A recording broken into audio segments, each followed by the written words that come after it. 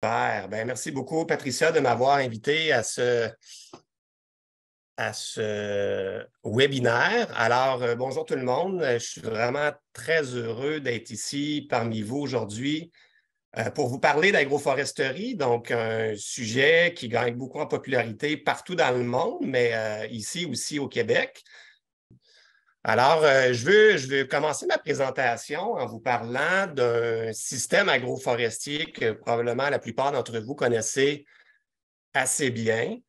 Les haies brise-vent, donc, qui consistent simplement en la plantation de rangées d'arbres dans les champs, en bordure de champs ou au milieu des champs, auxquels on va associer parfois des arbustes.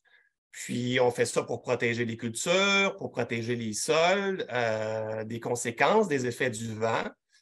Donc, on peut parler de bris mécaniques aux cultures, d'érosion des sols. On fait ça aussi pour mieux conserver la neige dans les sols. Puis souvent, on pense souvent aux nombreux bénéfices environnementaux que peuvent apporter les haies brise-vent dans les champs. Mais moi, je veux vraiment mettre quelque chose au clair là, dès le début. Les haies brise-vent, ça peut aussi avoir des impacts très positifs sur les rendements. C'est ce qu'a révélé d'ailleurs une récente étude de synthèse qui a été réalisée par des collègues aux États-Unis. Puis ces collègues-là, ce qu'ils ont fait, c'est qu'ils ont fait la synthèse de plus de 744 années d'études sur les haies brise-vent où on a testé les effets de la haie sur les rendements des cultures dans le champ protégé pour toute une série de cultures. Et vous avez ici, dans cette colonne-là, les effets des brise-vents sur les rendements. Et lorsqu'on fait la moyenne pondérée de l'ensemble de ces 744 années d'études-là, on réalise que l'effet des brise-vents est positif et qu'il est de l'ordre de 15 %. Donc, les rendements sont 15 % supérieurs dans la zone du champ qui est protégée par les haies brise-vent. Au Québec, ce genre d'études-là, où on a mesuré l'effet des brise-vents sur les rendements, il y a eu quelques études qui ont été réalisées au cours des dernières années. Donc, je vous dresse ici, dans le tableau qui est présenté ici, une petite synthèse des principales études qui ont été réalisées. Donc, j'attire d'abord votre attention sur la colonne de droite. Vous avez les résultats, donc l'effet des haies brise-vent sur les augmentations de rendement. Et vous pouvez constater que de façon générale, les effets sont généralement positifs, bien que les effets vont varier selon les types de cultures, selon les types de brise-vent. Bon, vous voyez qu'il y a eu certaines études qui ont été réalisées avec des brise-vents artificiels, quelques études aussi avec des brise-vents naturels. Mais retenons qu'il n'y a pas eu beaucoup d'études au Québec qui nous permettent de comprendre ou de mesurer cet effet des brise-vent sur les rendements. Donc, je pense que ce genre d'études-là, ça va en prendre beaucoup plus dans les années à venir. Et puis, une des hypothèses, moi, qui m'apparaît intéressante à vérifier, c'est que moi, je m'attends à ce que les effets positifs des brise-vents sur les rendements soient surtout accentués ou surtout omniprésents lors des années où on va vivre certains stress, notamment avec les changements climatiques. On pense notamment aux sécheresses. Donc, moi, je m'attends à ce que ce signal, cet effet positif-là, soit accru lors de ces années plus stressantes.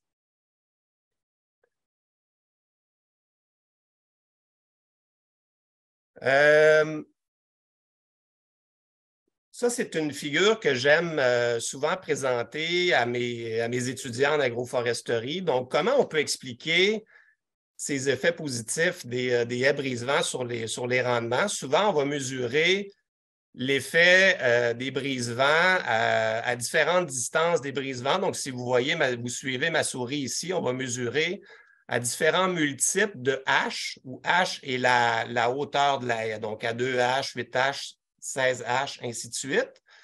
Et vous avez sur la figure ici, donc, cette courbe théorique d'augmentation des rendements là, qui a lieu généralement entre 2H et jusqu'à 12H environ.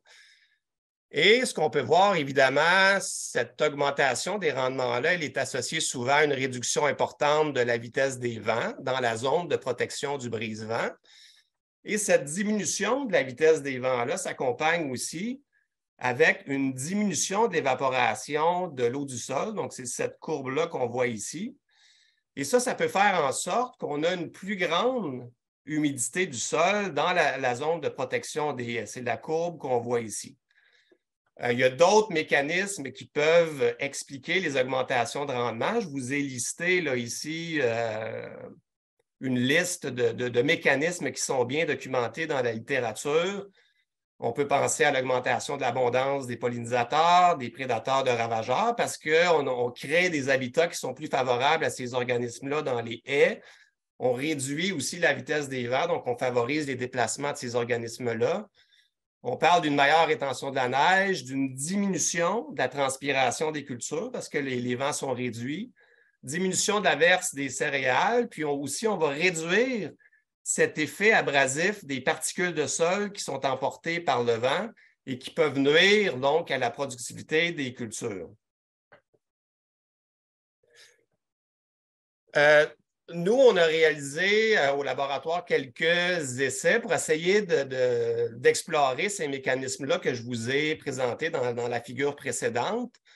Et on a fait une étude, par exemple, en Outaouais, donc c'est près de chez moi, à Wakefield, chez un producteur agricole, qui a planté une haie brise-vent qui est composée de saules. Donc, on voit ici sur la photo là, la haie de saules qui a été plantée en 2017-2018. Puis là, on nous voit, là, moi ici, avec le producteur agricole, ça c'est en septembre 2020, alors que la haie de saule faisait à peu près 2,5 mètres de hauteur. Et puis, ce qu'on a fait sur ce site-là, dans ce champ-là, on a d'abord mesuré la vitesse du vent, donc c'est la figure que vous voyez en haut. Et les données sont distribuées. La mesure du vent a été mesurée en continu entre le 27 août et le 6 septembre 2021, à différentes distances de la haie de saule.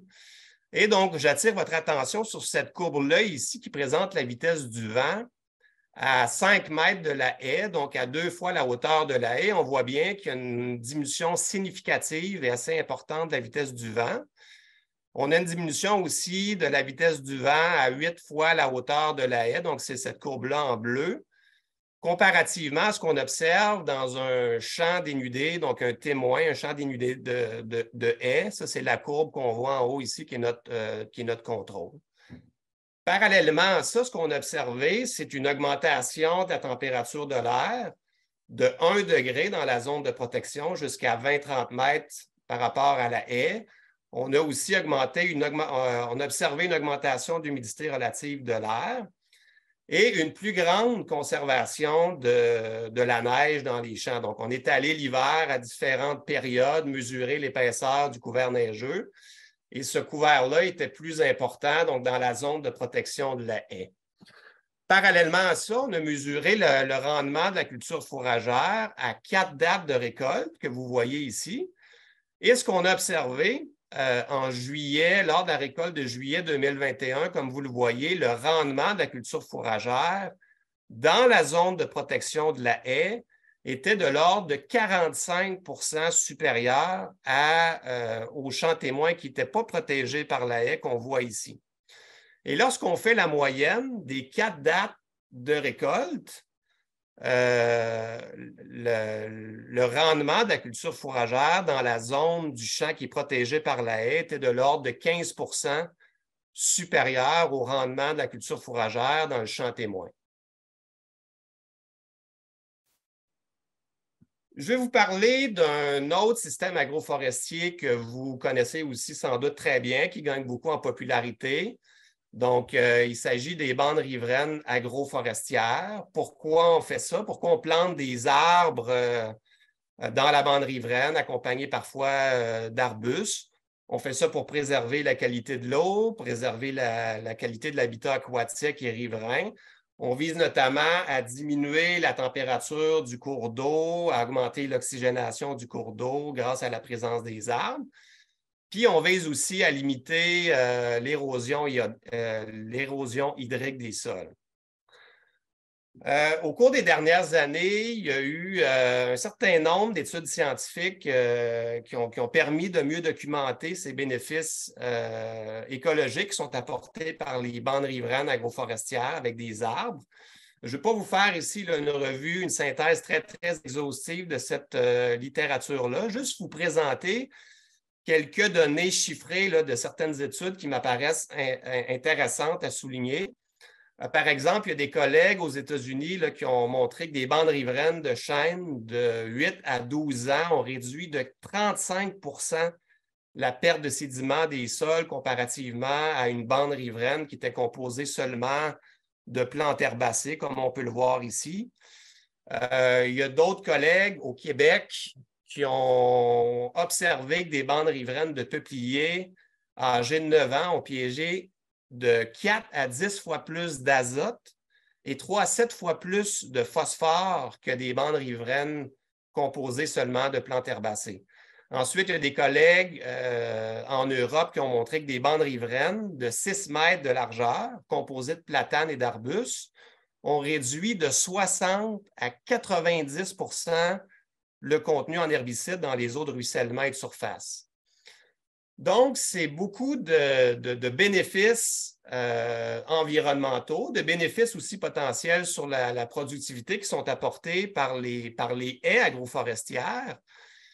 Or, on constate encore au Québec un taux d'adoption de ces haies-là qui est relativement limité. Par exemple, dans un rapport récent, là, celui de Hanel et al., on a démontré, nous, qui s'est planté entre 2002 et 2014, seulement 2700 km de haies agroforestières, donc de haies brise-vent ou de bandes riveraines agroforestières, sur les 1 million d'hectares de terre en grande culture, puis ça représente seulement 2,7 mètres linéaires de haies par hectare. Puis je vous rappelle qu'un hectare, là, c'est 100 mètres par 100 mètres. Donc, un taux d'adoption relativement limité et ça montre encore qu'il y a beaucoup de place pour installer dans les champs en grande culture encore beaucoup de haies. Moi, je fais de la recherche en agroforesterie depuis une vingtaine d'années, mais je ne fais pas seulement de la recherche, j'ai l'immense privilège aussi de côtoyer beaucoup de producteurs agricoles. Et quand je leur parle d'agroforesterie, surtout aux non-initiés, il y a souvent des perceptions négatives, il y a des freins aussi à l'adoption de l'agroforesterie. Puis je vous dresse une liste qui n'est pas exhaustive, mais de certains éléments que les producteurs me disent souvent. D'abord, ils disent ben, les haies agroforestières, moi, je pense que ça diminue les rendements. Pourquoi? Parce que les haies s'approprient les ressources, c'est une source de compétition pour l'eau, pour les nutriments, ça crée de l'ombrage sur les cultures, ça réduit l'espace cultivé, ça nécessite beaucoup d'entretien. Est-ce que moi, j'ai le temps de faire ça? Est-ce que j'ai le support technique qui est disponible pour m'appuyer pour faire cet entretien-là? C'est des questions tout à fait légitimes qui sont rapportées par les producteurs agricoles. Ensuite, les producteurs se demandent, est-ce que planter des arbres dans les champs, est-ce que ça survit bien? Est-ce que ça pousse bien? Est-ce que les cultures peuvent nuire aux arbres? Ça, c'est d'autres questions qui sont aussi tout à fait légitimes. Puis en fait, il y a toute la question de la compatibilité des haies avec la régie des cultures puis les infrastructures. Une question qui revient souvent, c'est les haies, est-ce que ça va obstruer mes drains souterrains? Donc ça, c'est vraiment une inquiétude aussi qui est souvent manifestée par les producteurs agricoles. Donc, on va essayer de démystifier certaines de ces préoccupations-là dans les prochaines diapositives. Donc, la première question qui vient souvent, est-ce que les arbres s'établissent bien dans les systèmes agroforestiers, dans les haies, par exemple? Donc, c'est une question à laquelle on a tenté de répondre avec un étudiant à la maîtrise, Antoine Mathieu, puis avec un collègue, Alain Cogliastro. Donc, on a réalisé récemment une belle étude dans la région de la Montérégie. Donc, Antoine a visité plus de 37 fermes qui sont représentés ici là, par les points en rouge dans la grande région de la Montérégie. Il a visité plus de 52 haies brise-vent et plus de 28 bandes riveraines agroforestières. La plupart de ces aménagements-là ont été supportés par le biais du programme Prime Vert. Puis une des premières questions là, à laquelle Antoine a tenté de répondre, c'est quoi les taux de survie des espèces, des différentes espèces qui sont plantées dans ces aménagements-là. Vous avez ici un tableau qui dresse les taux de survie des différentes espèces qui ont été échantillonnées pour un total de 4016 individus où Antoine a mesuré les taux de survie. Et vraiment, le résultat, si on regarde le taux de survie moyen de ces espèces-là, de 86,4 %. Donc, ça nous a vraiment surpris. On ne s'attendait pas à un taux de survie aussi important. Donc, on a été agréablement surpris par ce résultat-là. Ensuite, Antoine, là, il est en train de terminer sa maîtrise, puis il s'intéresse aussi à regarder c'est quoi les principaux facteurs biotiques, abiotiques, les facteurs techniques qui contrôlent ou qui déterminent la croissance des différentes espèces que vous voyez là dans les aménagements agroforestiers. Donc, c'est des résultats qu'on pourra présenter éventuellement dans une autre présentation. Je l'ai dit, une des préoccupations des producteurs, c'est la possible interférence des systèmes racinaires que peuvent avoir les haies ou les arbres avec les cultures puis avec les drains souterrains.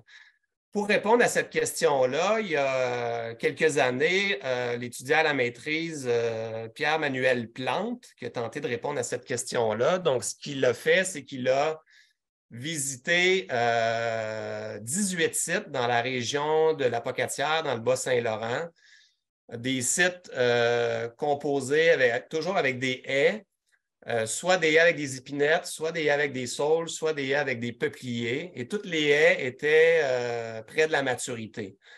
Et ce qu'il a fait, c'est qu'il a mesuré, il a regardé les profils racinaires à différentes distances de la haie dans le champ cultivé, à 2, 6 et 9 mètres. Et il a mesuré les profils racinaires jusqu'à une profondeur d'1 mètre, de 100 cm. Et je vous présente ici les résultats seulement là, pour les champs composés de haies avec des peupliers matures. J'attire votre attention d'abord sur la figure de gauche où on est en sol plus léger. Et vous voyez que la plus grande concentration des racines de peuplier est située dans les 50 premiers centimètres du sol et à 9 mètres de la rangée de peupliers, Pierre-Manuel a observé aucune racine de peuplier. Si on va dans le panneau de droite, dans les sols lourds, on voit que les racines sont principalement concentrées aussi dans les 50 premiers centimètres du sol. Et puis, plus loin, en profondeur, on a beaucoup moins de racines de peuplier.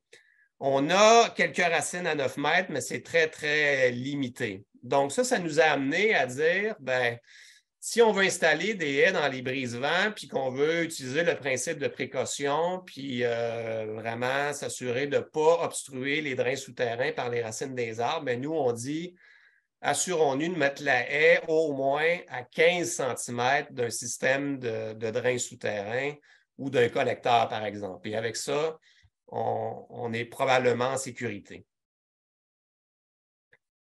Je vais vous parler d'un autre système agroforestier qui est moins connu, probablement très peu adopté au Québec encore. On est encore en train de l'étudier, donc on est plus au stade expérimental, mais c'est un système qui est de plus en plus adopté, donc à une échelle opérationnelle, une échelle de développement dans d'autres régions du monde. En France, par exemple, c'est des systèmes là, qui sont adoptés maintenant sur des milliers d'hectares, principalement dans des champs à grande culture. Donc, je vous présente un exemple concret d'un système expérimental qu'on a mis en place à Baie-du-Fèvre, dans le centre du Québec, chez un producteur de grande culture. Ce qu'on a fait chez lui, donc on voit quelques images. On a planté des peupliers hybrides associés à des feuilles nobles. Donc, ces arbres-là sont espacés aux 5 mètres sur le rang. 10 ans après la plantation, ces peupliers-là faisaient déjà 16 mètres de hauteur et avaient un diamètre de 35 cm, alors que les feuillus faisaient 6 mètres de hauteur. Les rangs d'arbres sont espacés aux 40 mètres, ce qui permet le passage d'une rampe de pulvérisation qui fait 36 mètres d'envergure. On est dans un système de rotation assez classique avec maïs, soya, céréales et une prairie de luzerne qui est là pendant 3 ou 4 ans. Et si on regarde l'espace qui est occupé par ces arbres-là dans le champ qui fait 8 hectares, donc on parle d'un retrait de l'espace cultivable de l'ordre de 3,5 % du champ. Donc, la densité totale des arbres, on parle de 50 arbres à l'hectare.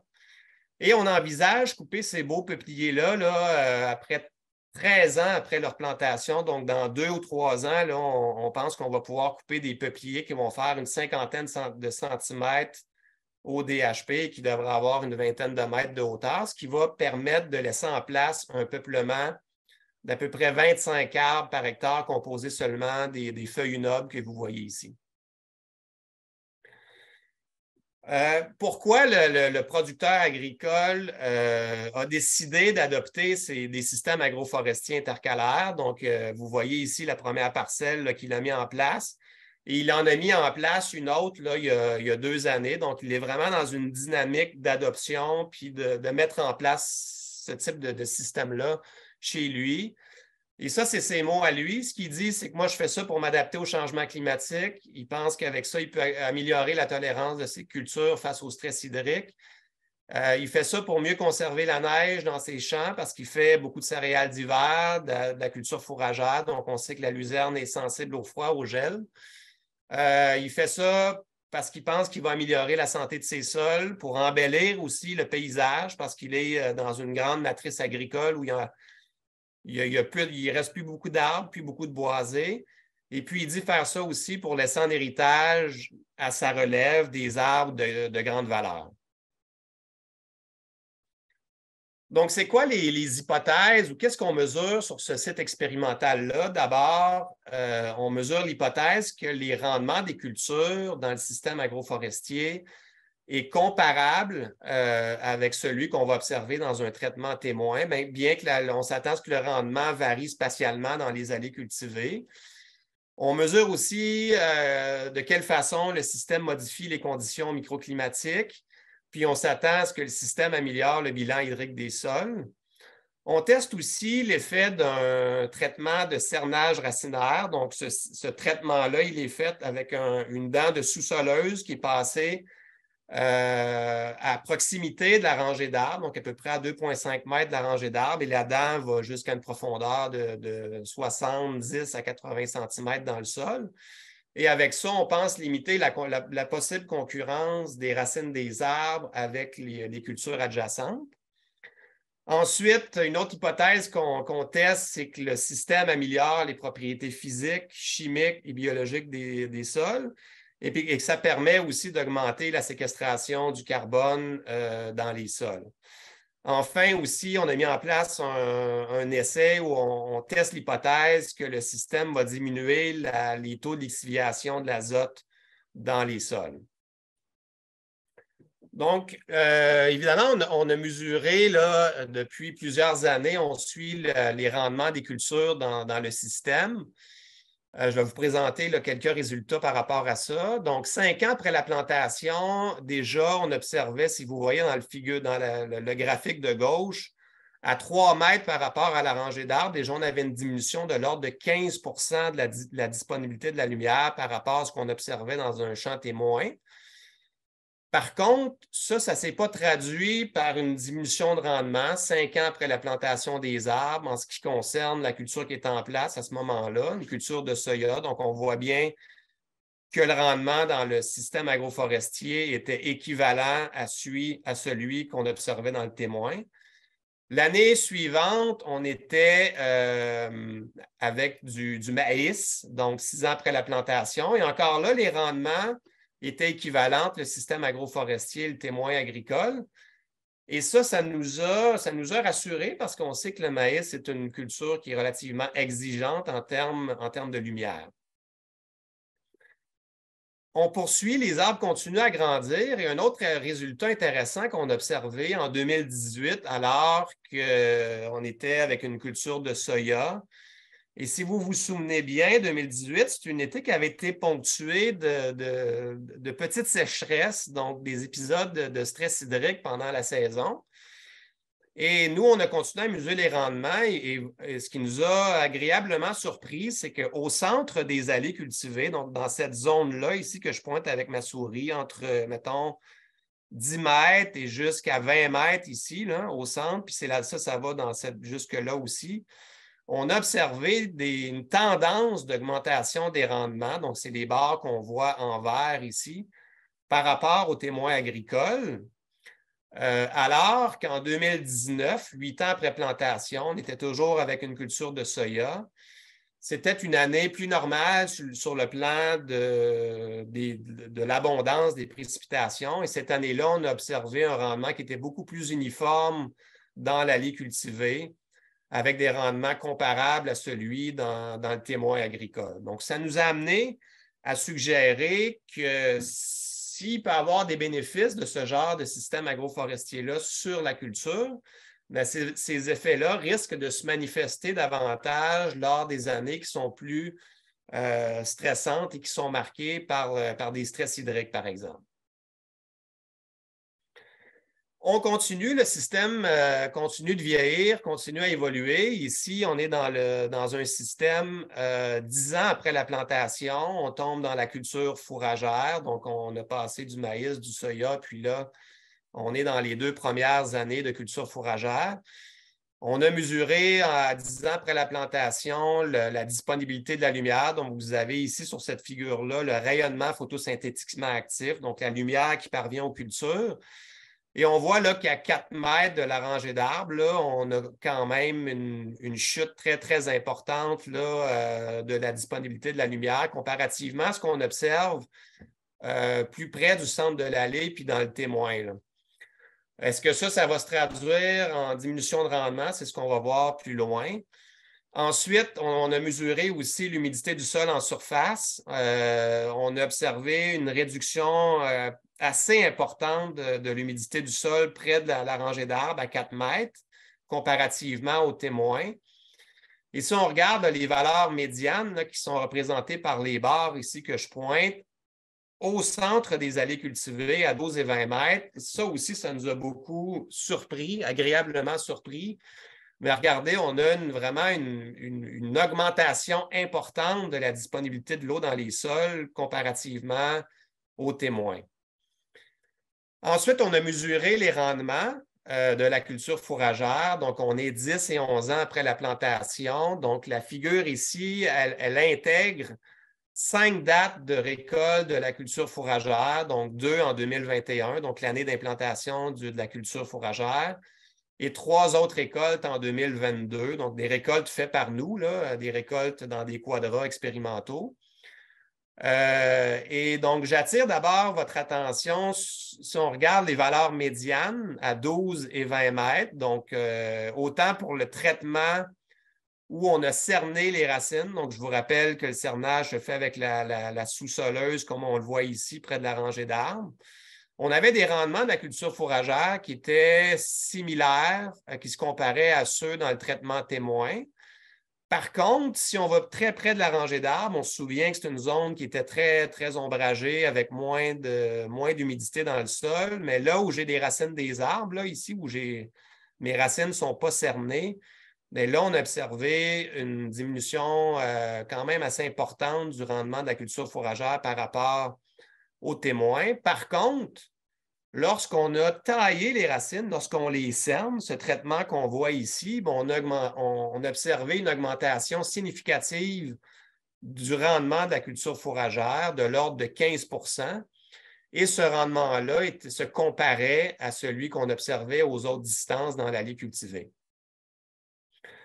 Ensuite, on a mesuré les effets du traitement de cernage racinaire et du système agroforestier sur différentes propriétés du sol. Il y a beaucoup d'analyses qui sont en cours, mais là, j'ai quelques résultats qui sont frais que je prends la peine de vous présenter. Donc, c'est des résultats issus des travaux de maîtrise de mon étudiante Ève-Marie Hébert. Donc, elle a, par exemple, mesuré les effets du système sur la densité apparente. Donc, vous voyez qu'on a une réduction quand même importante de la densité apparente des sols sous la rangée d'arbres. Et on a une tendance aussi de diminution assez près de la rangée d'arbres, donc à 4 mètres de celle-ci. Et plus on s'éloigne, donc plus on a des valeurs là, qui se comparent au centre de l'allée avec celles qu'on observe dans les témoins. Ensuite, dans la figure de droite, vous avez le taux de matière organique dans les 20 premiers centimètres du sol. Et Ève-Marie a mesuré donc un taux de matière organique passablement plus élevé sous la rangée d'arbres, donc dans la distance qu'on appelle 0 mètre, alors que les taux de matière organique étaient sensiblement les mêmes, là, que ce soit dans le traitement de cernage racinaire ou dans le traitement non cerné, à 4, 12, 20 mètres de la rangée d'arbres, puis dans le témoin. Par contre, l'autre élément qui m'a frappé, moi, quand j'ai vu ces résultats-là, c'est l'écart significatif, l'effet significatif du cernage. Donc, on voit bien que si on regarde juste dans l'allée cultivée, par exemple, qu'on regarde les valeurs médianes, on voit qu'il y a un écart très, très important là, entre le traitement où on a le cernage, puis le traitement où on a la présence des racines des arbres. Donc, ça suggère que nos racines d'arbres peuvent quand même apporter des quantités importantes de matière organique, probablement par le biais des exudats racinaires ou par le biais de la décomposition des racines fines, et que ça contribue à accroître le pool de matière organique dans les sols. J'aimerais qu'on fasse un petit pas de recul maintenant avec une vision un peu plus macro des effets des systèmes agroforestiers sur les services écosystémiques qu'ils peuvent rendre. On a tenté de répondre à cet objectif-là en faisant une méta-analyse globale avec mon collègue Marc-Olivier Martin-Gay, qui est professionnel de recherche à l'UQO. Et Marc-Olivier a monté une immense base de données rassemblant plus de 500 études scientifiques réalisées à travers le globe, autant dans des systèmes agroforestiers tempérés que tropicaux. Et cette base de données-là cumule plus de 3300 comparaisons entre des systèmes agroforestiers et des champs témoins agricoles qui sont dépourvus d'arbres. Et dans les 2-3 prochaines diapos, je vais vous présenter des figures comme celle-ci, où vous avez en fait sur l'axe des X l'effet positif des systèmes agroforestiers par rapport aux témoins agricoles pour un certain nombre de variables. La première chose qu'on constate, c'est qu'on a un fort effet positif des systèmes agroforestiers sur le phosphore, l'azote du sol. Donc, on sait que les arbres dans les champs génèrent des quantités substantielles de litière aérienne par les feuilles, par les racines aussi. Donc, dans cette matière organique-là, il y a du phosphore, il y a des éléments nutritifs, il y a de l'azote. Donc, ça permet d'augmenter les pools totaux. Ça se traduit aussi par des augmentations parfois très significatives des pools d'éléments nutritifs dans les feuilles des cultures. Ensuite, dans cette méta-analyse-là aussi, on a regardé les effets des systèmes agroforestiers sur l'hydrologie des sols. Donc, d'abord, on a observé un effet positif des systèmes agroforestiers sur les taux d'infiltration. On sait que les systèmes agroforestiers, les arbres, entre autres, avec leurs racines profondes, peuvent améliorer la macroporosité, donc ça permet d'augmenter l'infiltration de l'eau.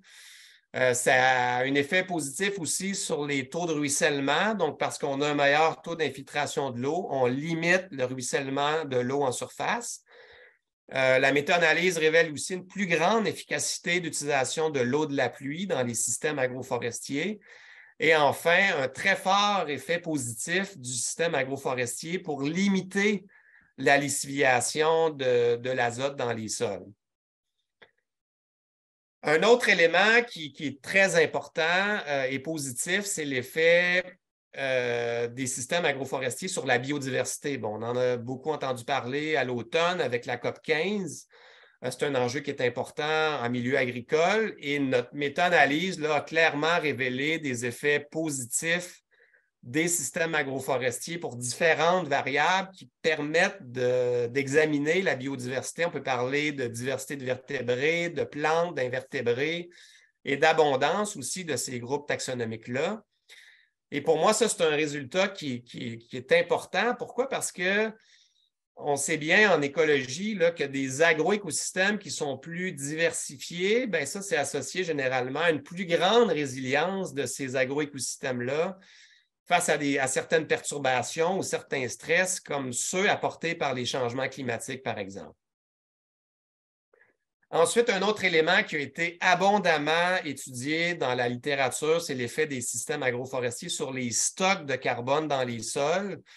Donc, encore là, notre méta-analyse, donc on voit qu'il y a eu dans notre base de données, plus de 1026 comparaisons entre l'agroforesterie et des témoins agricoles. Et là, on a un effet positif là, de l'ordre de 23-24 % de l'agroforesterie par rapport aux témoins agricoles. Alors, on est passé du macro, là, on peut peut-être revenir plus dans du micro, tout en restant dans la thématique du potentiel de séquestration du carbone des systèmes agroforestiers. Je sais que ça peut intéresser certains d'entre vous. Il y a eu quelques études qui ont été réalisées dans nos régions, au Québec, en Ontario, par exemple. Je ne fais pas une synthèse exhaustive, mais je vous donne quelques exemples de ce qu'on a pu observer dans ces systèmes-là. Par exemple, il y a une étude qui a été réalisée par mon collègue Julien Fortier qui a permis de montrer qu'une haie de peupliers de 9 ans plantée en bande riveraine a permis de séquestrer 18 fois plus de carbone total lorsqu'on considère le carbone aérien dans les arbres puis le carbone dans les racines des arbres. 18 fois plus par rapport à nos fameuses bandes riveraines plus conventionnelles composées seulement de plantes herbacées. Ensuite, dans un autre essai en système agroforestier intercalaire composé de chênes rouges de 25 ans, des collègues en Ontario ont dressé un bilan complet de potentiel de séquestration du carbone et ils ont estimé ça à 1,6 tonnes de carbone par hectare par année. Donc, un bilan positif comparativement à un bilan négatif des témoins agricoles, donc composés seulement de champs à grande culture dépourvus d'arbres. Les systèmes agroforestiers peuvent aussi contribuer à limiter les émissions de gaz à effet de serre dans l'atmosphère. Par exemple, il y a des collègues dans une étude récente qui ont mesuré une réduction de l'ordre de 3 fois des émissions de protoxyde d'azote dans un système agroforestier intercalaire comparativement aux témoins agricoles. Et les auteurs de cette étude-là soulignaient que la présence des arbres dans les champs, en fait, vont permettre de réduire les conditions d'anoxie en pompant de l'eau, puis ils vont aussi prélever beaucoup, vont contribuer à réduire l'accumulation de l'azote. Donc, toutes des conditions qui peuvent favoriser les émissions du protoxyde d'azote dans l'atmosphère. Ensuite, il y a une autre étude, là, si on regarde à une échelle plus grande, une étude très intéressante qui est sortie, celle de Drever et collaborateurs, donc une équipe de chercheurs canadiens qui ont estimé que l'implantation d'ici, si on implantait d'ici 2030 au Québec et en Ontario, environ 100 000 hectares de systèmes agroforestiers, des systèmes intercalaires et des bandes riveraines élargies. Si on faisait ça sur 1 million d'hectares, bien ça pouvait générer un potentiel d'atténuation de l'ordre de 46 millions de tonnes de CO2 équivalent par an dès 2030. Donc, peut-être que ça ne vous parle pas beaucoup, là, mais ça correspond à 67 % des émissions totales du secteur agricole canadien en 2020. Donc, c'est vraiment un immense potentiel. Donc, on est loin d'atteindre ça, évidemment, parce qu'il faut adopter l'agroforesterie, puis il faut assurer son déploiement à grande échelle. Mais ça nous permet quand même de rêver, puis de voir qu'avec des études comme ça, on peut viser très, très grand avec les systèmes agroforestiers en termes d'atténuation des changements climatiques. Les systèmes agroforestiers fournissent aussi, on l'a vu, plusieurs services écosystémiques qui ont une valeur à laquelle on peut attribuer une valeur économique. Puis, il y a des collègues, là, il y a quelques années, qui ont tenté d'attribuer cette valeur économique-là à ces services fournis par les systèmes agroforestiers. Et dans cette étude-là, les collègues ont montré que l'implantation de haies agroforestières sur près de 85 000 hectares, soit 2,5 du territoire agricole, bien ça pourrait générer environ 125 millions de dollars par an en services écosystémiques de différentes natures. Je vous en dresse quelques-uns dans le tableau ici. On parle de séquestration de carbone, création d'habitats, diminution des coûts de déneigement, etc., etc. Donc, un grand potentiel économique quand on se met à considérer la valeur des services écosystémiques des systèmes agroforestiers.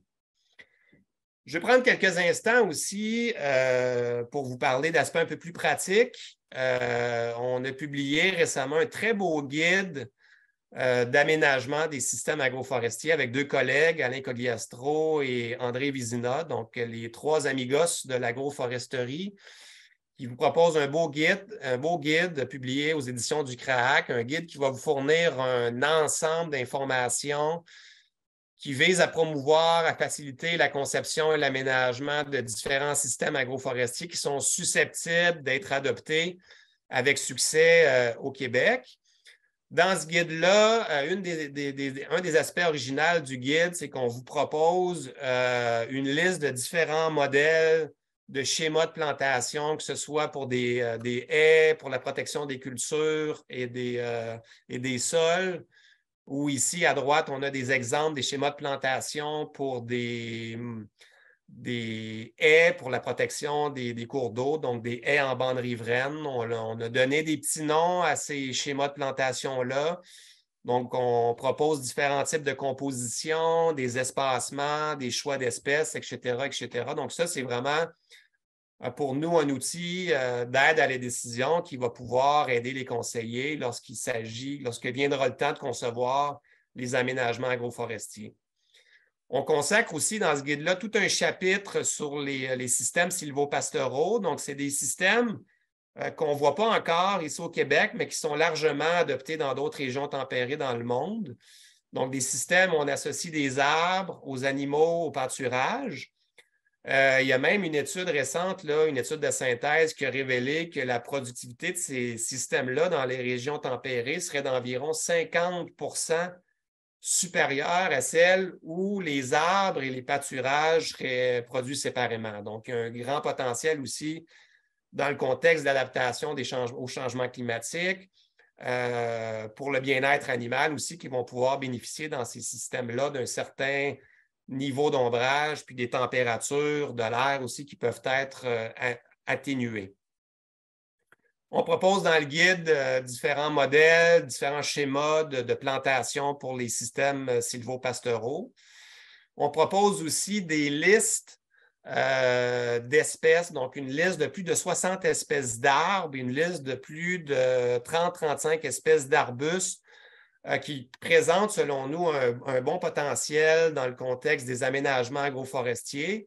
Et pour chacune de ces espèces-là, on a dressé des caractéristiques optimales pour ces espèces-là pour la plantation en termes de texture du sol, par exemple, en termes de pH, de drainage. On dresse aussi une liste de tolérance de ces espèces-là à la sécheresse, à la compaction des sols, par exemple. Et donc, l'idée en agroforesterie, évidemment, c'est qu'on veut toujours planter la bonne espèce dans les bonnes conditions de sol. Et cet outil-là, ces tableaux-là représentent en soi aussi un bel outil d'aide à la décision pour les conseillers, les producteurs, pour faire les bons choix d'aménagement. Je vais vous parler aussi d'un autre bel outil qu'on a développé avec le comité du CRAAC. Pour ceux qui ne le connaissaient pas, je vous invite à le découvrir. Donc, c'est le réseau de sites de démonstration d'agroforesterie. Donc, disponible au CRAAC. Vous pouvez cliquer ici. Si vous cliquez ici, ça vous donne accès à cette carte interactive-là qui vous donne accès à plus de 60 sites agroforestiers qu'on appelle, nous, des sites exemplaires. Donc, que ce soit des sites de bandes riveraines agroforestières, de haies brise-vent, système agroforestier intercalaire, système sylvopastoraux. Vous cliquez sur le site, il y a de l'information, il y a des photos, parfois des vidéos, et ça vous permet de découvrir ces sites-là. Et si vous avez aussi envie de faire connaître un site agroforestier, c'est possible de le faire aussi dans cet outil-là. Donc, nous voilà rendus à la conclusion. Moi, il y a 3 messages importants que j'aimerais qu'on retienne de ma présentation. Donc, la première chose, pour moi, ce qui est important de retenir, c'est que des systèmes agroforestiers bien conçus, ça génère plusieurs services écosystémiques. J'ai donné des exemples en termes d'atténuation des changements climatiques, de biodiversité. On peut penser à l'amélioration de la qualité des paysages, de la qualité de l'eau, etc., etc. Mais ça peut en même temps aussi générer des rendements agricoles qui sont satisfaisants si ces systèmes-là sont bien conçus. Ensuite, les systèmes agroforestiers, ça peut contribuer à améliorer la santé des sols et la stabilité aussi de nos rendements agricoles face au changement climatique. Et ça m'apparaît être un bénéfice très, très intéressant. Et dernier message, les avantages économiques de l'agroforesterie, lorsqu'on considère tous les services écosystémiques qu'ils fournissent, bien, moi, ils m'apparaissent très élevés. Puis je pense qu'une plus grande considération de la valeur de ces services-là dans nos programmes de financement ou ceux qui sont à développer, mais ça va permettre de dynamiser l'adoption de l'agroforesterie à plus grande échelle. Donc, voilà, je tiens à remercier tous les collaborateurs, les partenaires qui travaillent avec moi dans cette folle aventure de l'agroforesterie et je suis disponible maintenant pour répondre à vos questions. Bien, merci beaucoup, David. Très belle présentation. Puis effectivement, ça va beaucoup plus loin que la santé des sols, là, les services agroforestiers. Alors, tu as en fait un bon profil. On a vraiment beaucoup de questions. Alors, malheureusement, je m'excuse, on ne pourra pas tous les traiter, mais M. Rivet a été ouvert à pouvoir répondre à certaines questions en post-événement. Fait qu'on fera un suivi avec les participants là, sur leurs questions dans un document qu'on envoie à tout le monde par la suite. Fait que je vais en choisir quelques-unes qui sont vraiment plus peut-être liées à ta présentation actuelle. Et puis, bon, je vais les faire dans l'ordre. Alors, on avait une question qui demandait quelle était l'unité pour les hauteurs de haies. Quand tu dis 5H ou 15H. C'est ça, le H, c'est la hauteur de la haie. Donc, par exemple, si on est à 2H et que ma haie fait 10 mètres de hauteur, donc à 2H, on est à 20 mètres par rapport au centre de la haie. Si je suis à 4H, mais je vais être à 40 mètres et ainsi de suite. Donc, le H correspond à la hauteur et il est multiplié par le multiple qui est devant lui, 2, 4, 10, H, etc. OK. La prochaine question, c'est quelqu'un demandait comment qui était prévu le contrôle des repousses de peupliers après la récolte de ceux-ci. Nous, ce qu'on envisage faire, une fois qu'on va récolter les peupliers, c'est simplement d'arraser les souches. Donc, souvent, on voit ça, c'est des machines, on voit en milieu, on en voit en milieu urbain, c'est des machines qui vont broyer, c'est des broyeurs de souches. Donc, effectivement, parce que le peuplier, c'est une espèce qui peut rejeter beaucoup, là, puis être très, très vigoureux.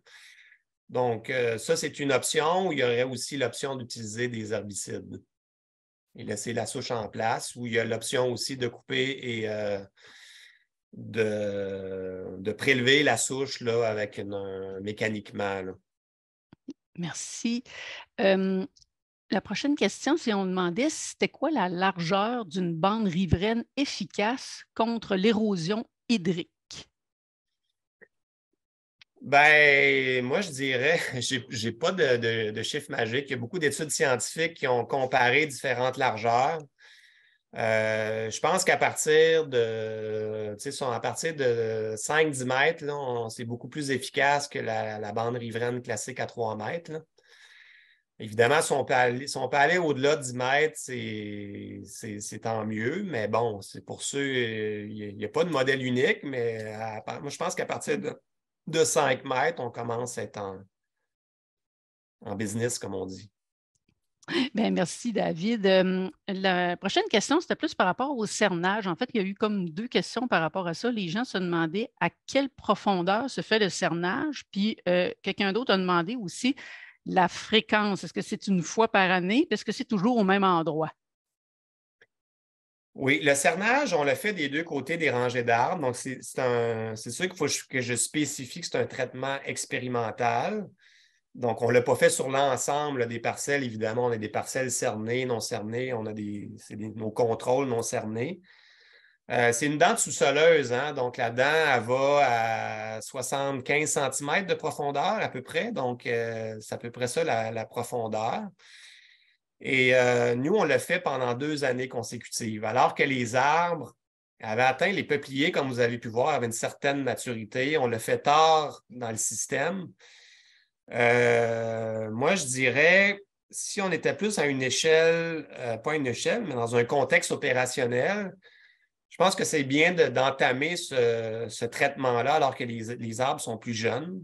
Peut-être que ça va moins perturber aussi la croissance des arbres. Puis ça permet aussi d'éduquer peut-être mieux les arbres à développer un système racinaire plus en profondeur, là, au lieu d'attendre qu'ils atteignent une certaine maturité. Donc, on l'a fait pendant 2 ans, 2 années consécutives, mais peut-être que c'est un élément aussi qui mérite plus d'expérimentation, de voir à quelle fréquence on devrait le faire. Est-ce qu'on le fait à chaque année? Est-ce que ça vaut la peine de le faire à chaque année? Est-ce qu'on le fait aux 2 ans, aux 3 ans? Mais c'est ça. Puis on le fait à peu près à 2,5 mètres par rapport au centre de la rangée d'arbres. Bien, merci. Il y en a quelqu'un qui posait la question, la crainte que les brisements accueilleraient plus d'oiseaux noirs nuisibles ne serait pas vraiment fondée, n'est-ce pas? Effectivement, j'ai une collègue, Marjolaine, qui était une étudiante à la maîtrise avec Anne Vanasse, il y a plusieurs années, elle a fait son projet de maîtrise sur cette préoccupation-là. Puis elle a mesuré pendant tout un été l'abondance des oiseaux noirs qui étaient fréquentés là, dans les haies. Donc, à quel point les oiseaux noirs fréquentaient les haies agroforestières. Puis elle n'a pas nécessairement mesuré une très, très grande abondance d'oiseaux noirs. Tu sais, on pense aux corneilles, aux corbeaux, quiscales, etc., dans les haies. Donc, ça a permis de démystifier un peu cette préoccupation-là, que les oiseaux noirs venaient se percher, puis pouvaient ensuite aller bouffer du maïs, par exemple, dans le champ adjacent. Donc, il n'y avait pas de souci de ce côté-là. Au contraire, ça attire des oiseaux nicheurs, des oiseaux qu'on aime entendre, puis... Fait que c'était bien. oui, Ça va rassurer les gens, j'imagine. oui. Je vais essayer y aller avec deux petites questions rapides pour finir. Alors, il y a quelqu'un qui demandait si l'application de pesticides a été évaluée sur la santé et la survie des SAI. Pas vraiment, mais je dois dire que nous, dans les SAI qu'on a mis en place, il y a des applications conventionnelles. Les cultures, les agriculteurs suivent leur régie conventionnelle. Donc, ils appliquent, par exemple, l'exemple que j'ai donné à Baie-du-Fèvre. M. Côté est en régie en semi-direct. Donc, quand il faisait du soya, du maïs, il appliquait là, une fois par année du glyphosate. Donc, quand c'est bien fait, si on le fait en période non venteuse et que c'est fait avec soin, en principe, il n'y a pas on ne s'attend pas à avoir trop d'effets négatifs sur les arbres à côté. Mais on n'a pas fait d'études. Par contre, j'ai un collègue, Béranger Bourgeois, qui est maintenant professeur à l'Université Laval. Lui, pendant son doctorat, il a étudié l'effet de l'intensité des pratiques agricoles sur la croissance des arbres en bande riveraine, des arbres plantés, et il s'est rendu compte que plus on faisait de culture annuelle, qui dit culture annuelle dit beaucoup d'herbicides, et plus ça pouvait affecter la croissance des arbres. Donc ça nous a amené à penser aussi que peut-être quand les arbres sont plus jeunes, à leur stade d'établissement, effectivement, si on ne prend pas les soins suffisants, il peut y avoir la dérive de pesticides. Et ça peut nuire aux arbres en bande riveraine, par exemple, lorsqu'ils sont jeunes et qu'ils sont plus vulnérables à la dérive.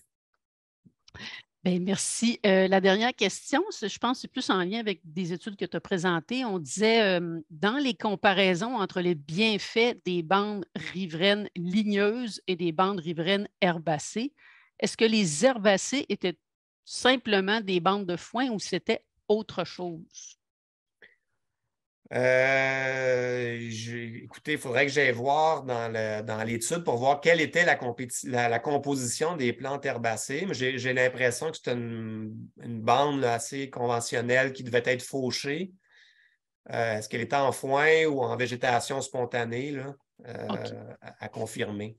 Ben, ça sera peut-être avec toutes les autres questions que Oui. j'ai eues, que je n'ai pas posées, là, qu'on demandait, as-tu fait l'étude sur ça? As-tu fait l'étude sur les mycorhizes? As-tu fait l'étude sur la microflore, etc., etc.